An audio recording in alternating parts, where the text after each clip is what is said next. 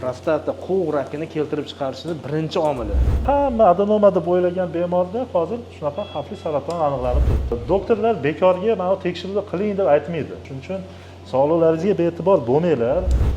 Agar biz vaqtida aniqlansa, bu kasallikdan 95% qutultirishimiz mumkin. Do'stlar, bugun biz shu amaliyot davomida oz-moz informatsiyalar ham berib ketaylik degan niyat bor. Hozir biz qilayotgan amaliyot prostata bezidagi saraton, ya'ni rak kasalligi, yomon sifatli o'simta. Bu kasallik erkaklarning ichida juda ham ko'p tarqalgan kasalliklardan biri hisoblanadi. Statistika bo'yicha urologik kasalliklarda uchraydigan, umuman erkaklarda uchraydigan o'sma kasalliklar ichida nechinchi o'rinda turadi Sanjar? 5-6 o'rinda turadi. Bu shu darajada keng tarqalgan kasallik. Xo'p, buni oldini olish, yaqinroq kamera yaqinroq, oldini olish uchun yoki buni erta aniqlash uchun 45 yoshdan oshgan erkaklarda faqatgina bitta tekshiruv, PSA degan tekshiruvda o'zi yetarli bo'ladi. Siz shu bitta PSA tekshiruvini aniqlash bilan siz ushbu kasallikni sizda bor yoki yo'qligiga birlamchi ma'lumot ega bo'lishingiz mumkin. Shuning uchun butun dunyoda 45 yoshdan 50 yoshdan oshgan erkaklar, navbatga qo'yaylik, bo'ldi. Erkaklarda 1 yilda bir marta skrining qilib, PSA tekshiruvi aniqlanadi. Bemorimizda ham shu CIShda o'zgarish bo'lgandan keyin bularda adenoma deb o'ylashgan, ya'ni prostata bezida xavfsiz kasalligi, lekin bu kasallik PSA baland chiqqanligi uchun keyinchalik biz biopsiya olib, histologik tekshiruv o'tkazganimizda tasdiqlandi. Xo'p, hozir dunyo haligi yana xalq orasida o'sma kasalligini davosi yo'q kasallik deb ataladi. Bu noto'g'ri. Agar biz vaqtida aniqlansa, bu kasallikdan 95% qutultirishimiz mumkin. Ya'ni bemor sog'lomdek bo'lib, butunlay rakdan qutulib, yana sog'lom hayot kechirishi mumkin. Qancha erta aniqlansa, bu shuncha yaxshi. Sababi o'tkaziladigan operatsiya oson bo'ladi hamda operatsiyadan keyingi asoratlar kamroq uchraydi. Shuning uchun PSA tekshiruvini topshirib turish kerak erkaklarimiz. Hozirjon qanaqa doполненияларingiz bor? Haqiqatan juda ham zo'r informatsiya berdingiz. Sababi hozir ozgina to'ldirib ketmoqchiman. Bitta keys bilan-da. Bizga kecha bitta bemor kelib uchrayapti va bemor bilan suhbat qilganimizda 2 yildan beri bemorda oz-oz qon siyish, siyganda qiyinchiliklar bo'lib yuribdi-da va 2 yil davomida bemorga prostatit degan, ya'ni prostata bezini yallig'lanishi diagnozi qo'yilyapti-da, davolanyapti, surunkali. Holanki bemorni tekshirganimizda o'sha siz aytgandek PSA analizi baland chiqdi, 15 chiqdi. 15 chiqqandan keyin biz MRT tekshiruvini o'tkazdik birinchi. Va MRT tekshiruvini o'tkazganimizda o'sha bilamiz, Payers bo'yicha 5 bo'lib chiqdi. Ya'ni o'sha prostata bezida saraton borligiga ishora bo'ldi va undan biopsiya oldik. Ya'ni shunaqa narsa har kuni kunora uchrab turadi. Ya'ni bemorlarimizda shunday xavfli sababi mana Oybek akam aytib o'tdilar, bu narsa ya'ni onkologiya kasalligi davosi bor hozirgi meditsinada, zamonaviy meditsinada, lekin bitta lekin degan joyi bor. Qachonki vaqtida aniqlansa va u bartaraf etilsa-da, mana hozirgi operatsiyamizda lokalizovanный rak bo'lganligi uchun biz hozir operatsiya qilyapmiz, olib tashlaymiz va Sanjar aytdi statistikani, demak 5 yillik yashash ko'rsatkichi deymiz, выживаемость 98% atrofida. Shunga demak biz xalqimizga nima demoqchimiz? 45 yoshda o'sha PSA tekshiruvlarini qilish kerak har yili bir marta. Va albatta urolog nazoratida bo'lib turishlari kerak. Sizlarning klinikalarda PSA tekshiruvi bormi? PSA tekshiruvi bor, qilinadi. Taxminiy narxi necha bu shu? 50 ming so'm. Do'stlar, 50 ming so'm bitta analiz. Hech qaysi bir operatsiyada kafolat bera olmaymiz. 100% zo'r o'tadi. Shuni nuqtai nazardan agar biz bu bemorlarni ertaroq qanaqadir naблюдениyaga olsak, balki shu bemorlar uchun foydali bo'ladi. Prostata bezida bu erkaklarimiz ikkinchi yuragi deb bekorga aytilmagan. Bu jinsiy faoliyatga sababchi bo'ladi, siydikda ushlab turishga, umuman normalniy bovul qilishga javob beradigan a'zo. Shuning uchun qanaqa savollar bo'lsa, shu telefon raqamlari orqali muammolar bo'lsa, dadangizda yo biror bir yoshi katta insonlar, tanishlaringda bo'lsa, bemalol murojaat etishlari mumkin. Jamoada professionalizm bilan yondashilib, shu kasallik bo'yicha yechim qilinadi inshaalloh, xudo xolasa. Agar PSA analizimiz baland chiqsa, ya'ni mana bemor keldi, tekshiruvlardan o'tdi, PSA topshirdi, baland chiqdi. Nima qilinadi? PSA baland chiqsa, unda so'raladi, infeksiya bor yoki yo'qligi inobatga olinadi va balandligi surunkali turadigan bo'lsa, unda o'sha MRT va biopsiya tekshiruvi o'tkaziladi. Bu tekshiruvlar bizda mavjud klinikada va biopsiyani o'sha jahon standarti bo'yicha qilinadigan, o'sha multifokal, ya'ni 12 ta nuqtadan olinadigan tekshiruv qilib kelinyapti klinikada jamoamiz tomonidan. Shunga ya'ni aytmoqchimizki, hamma diagnostik tekshiruvlar bor va bulardan o'tganimizdan keyin biz bemalol diagnozni to'la to'kis qo'yib, keyingi etapga ya'ni nima qilamiz, qanaqa operatsiya qilamizmi yoki kuzatuvga olamizmi, qaysi turdagi operatsiya qilinadi degan masalalarga oydinlik kiritamiz. Yana дополнение qo'shimcha hamma rak kasalligi ham operatsiya degan shart emas. Masalan, nimadir aniqlanadi,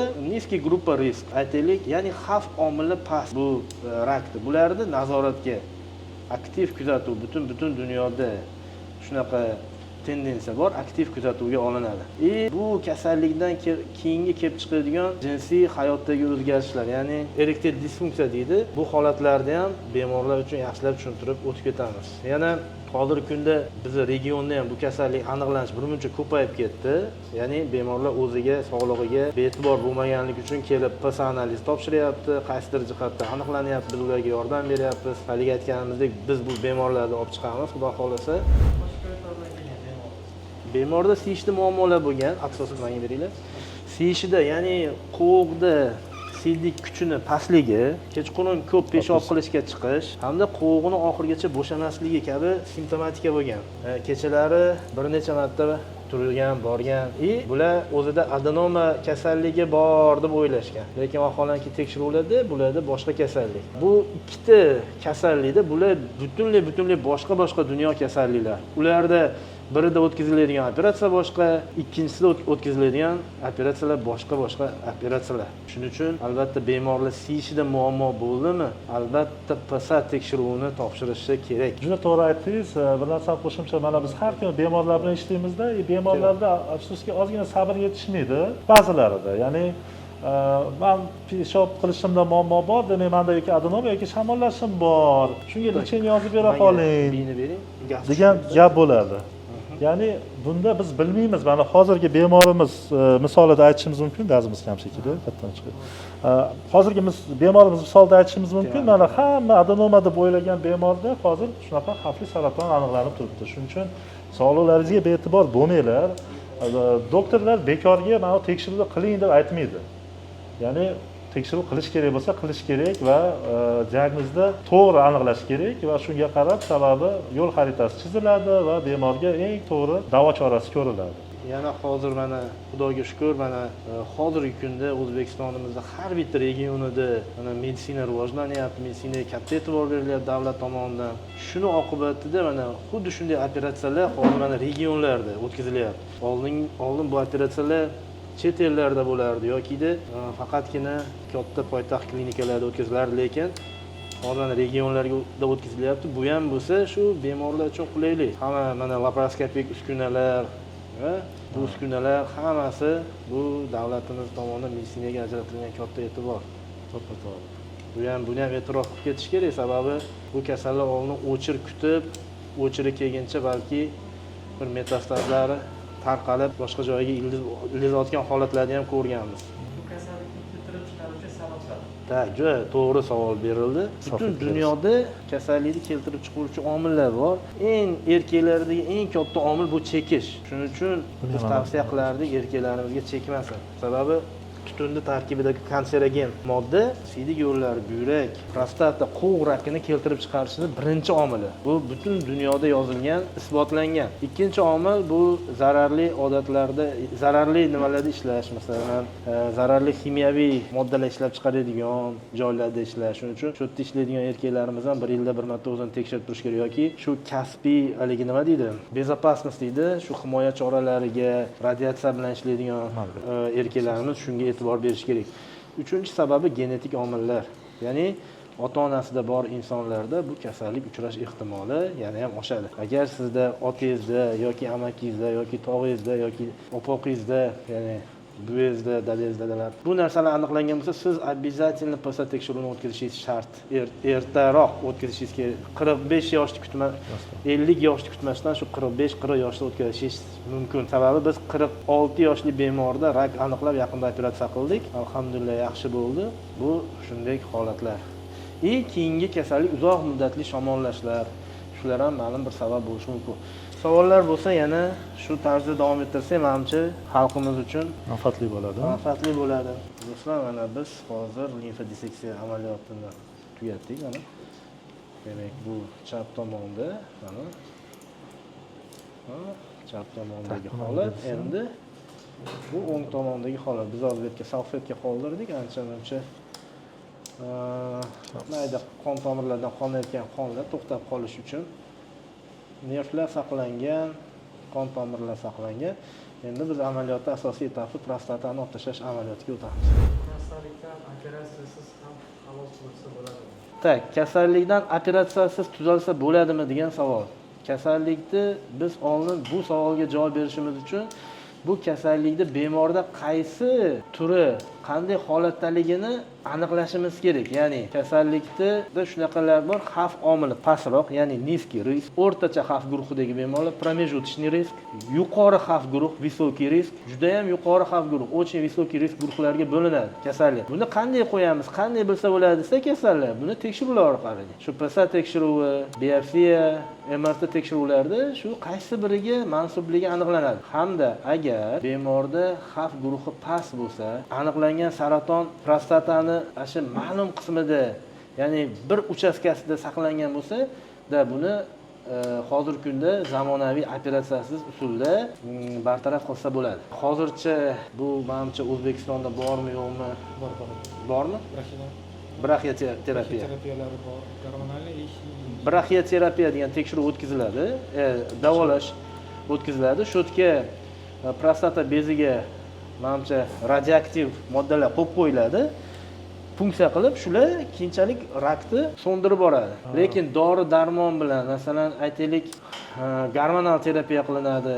Dori-darmon bilan qachon qilinadi? Qachonki operatsiya qilinmaydigan bemorlarda, ya'ni neoperabilniy больных deymiz. Agar bemorda shu saraton prostatani o'zida joylashgan bo'lsa, afsus, ishlab turib so'rayapti. O'zida joylashgan bo'lsa, boshqa joyga tarqamagan bo'lsa, bu yerda oltin usul operatsiya qilib olib tashlagan ma'qulroq. Endi bu kasallikda bizning asosiy vazifamiz, butun dunyoda ham shu tendensiya bor, ya'ni shu talabga amal qilinadi. Birinchi maqsadda bemorni rak kasalligidan davolash. Ya'ni uni jinsiy hayoti bu yerda ikkilamchi vazifa. Lekin shunaqa operatsiyalarimiz bor, ya'ni prostata bezidagi qon tomir hamda nervlarni saqlab qolish hisobiga bemorda jinsiy faoliyatni saqlab qolsa bo'ladi. Bu amaliyotlar ochiq usulda, ya'ni kesib qilinganda qiyin, lekin laparoskopiyada, robotda qilinsa buni imkoniyati bor. To есть bemorda operatsiyadan keyingi davrda jinsiy faoliyatni saqlab qolishning imkoniyati bor. Endi ko'p davlatlarda, umuman butun dunyoda nimalarda standartlar bo'yicha biz bu operatsiyalardan keyin jinsiy faoliyatini yo'qotgan bemorlarga protezlash amaliyoti o'tkazamiz.